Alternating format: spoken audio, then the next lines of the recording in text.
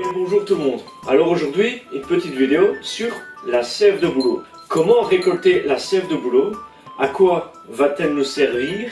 Et comment reconnaître le bouleau? Donc avec la sève de bouleau, eh bien, on va faire une cure de détox. On va la récolter fin février jusqu'à fin mars. La sève de bouleau, déjà, elle contient 17 acides aminés, du sucre, des minéraux. Elle contient aussi des oligo-éléments. Elle va drainer les reins.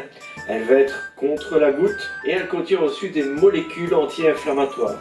Et donc notre bouleau il est un peu spécial parce qu'il est monoïque. Donc ça veut dire qu'il contient les deux secs sur le même plan. Ce qui lui permet de s'auto-féconder. Pour reconnaître l'écorce du bouleau, eh bien l'écorce est toute blanche. Alors pour la sève de bouleau, comment est-ce qu'on va la récolter? Eh bien nous allons faire un trou dans l'arbre d'1 cm à 1 cm et demi. En sachant qu'un arbre produit jusqu'à 200 litres de sève par jour.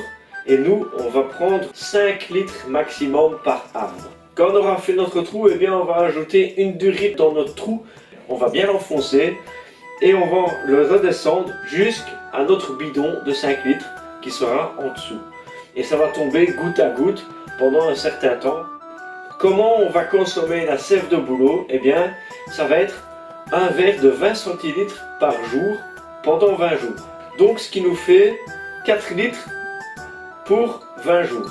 Et donc elle va nettoyer tout le corps après l'hiver. Après avoir mangé bien gras, des bonnes raclettes, et bien la sève de bouleau, ça va renettoyer le corps, remettre le corps un peu à zéro. N'oubliez jamais de refermer votre trou avec un morceau de bois et pour ne pas que la sève sorte de là inutilement. Si vous vous dites je n'ai pas su récupérer la sève de bouleau cette année, il est trop tard, eh bien il vous suffit de récolter aussi les jeunes feuilles. Parce qu'au final, quand il n'y a plus de sève, eh bien, toute la sève qui est élaborée se retrouve dans les feuilles. On va les faire sécher et elles ne perdent pas beaucoup de leurs propriétés, contrairement à certaines plantes. Et on va les faire en infusion. Et alors on aura les mêmes vertus dans les feuilles. On va vraiment garder les principes actifs.